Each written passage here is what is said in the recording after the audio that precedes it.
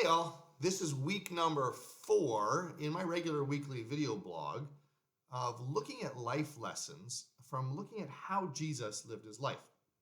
These are life lessons that apply. They're not necessarily religious in their orientation.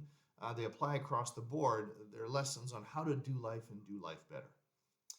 One of the things that I noticed, and this particular life lesson that stuck out to me, I've heard it before, but it really impressed me as I looked through the life of Jesus. It comes from some of those in-between verses where the writers of Jesus' life are just describing how he lived his life. And several of them, and one, Mark in particular, he said it this way. He said, Jesus was passing through Galilee, and he didn't want anybody to know he was there. And I thought, well, why? He was very popular. People wanted to hear him, see him, and all that. And we're told that he didn't want anybody to know he was there because he wanted to spend time teaching and training his disciples.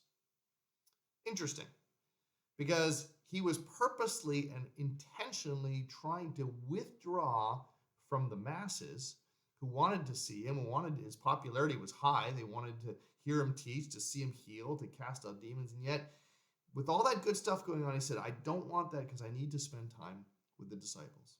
And so here's the principle, the life lesson that comes out of this.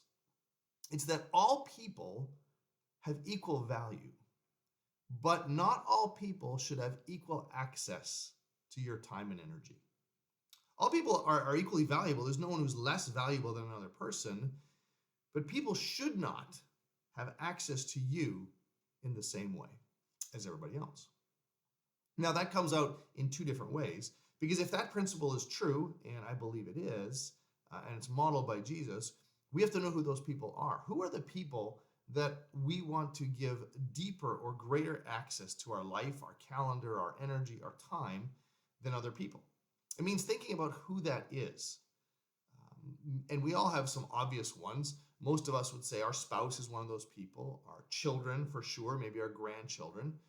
Maybe it's a minister partner, someone who works along with us in ministry. Maybe it's a young person, or maybe it's even engaging in something like we're going to be introducing in the summer of this year of setting up a mentoring program with teenagers where you can invest in the life of a teen for a period of time.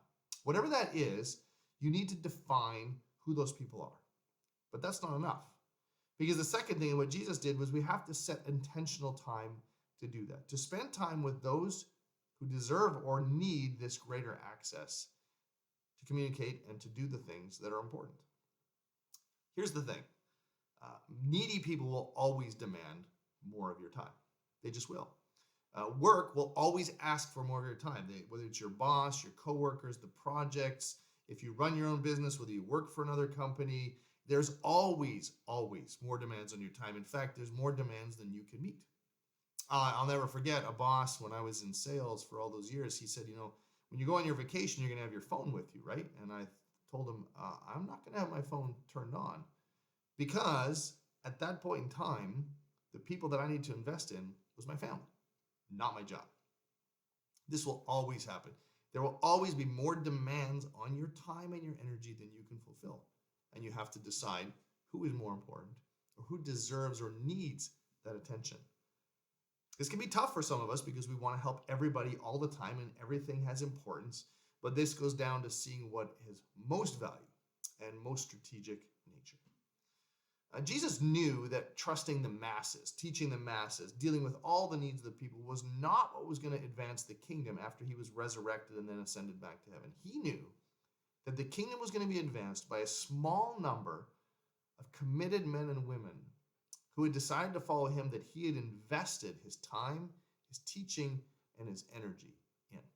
So for us, if we live this way, if we remember the principle that all people are of equal value, but people are not equal in how they should have access to our time and energy, then we just never know the impact and the effect that will have when we too are gone.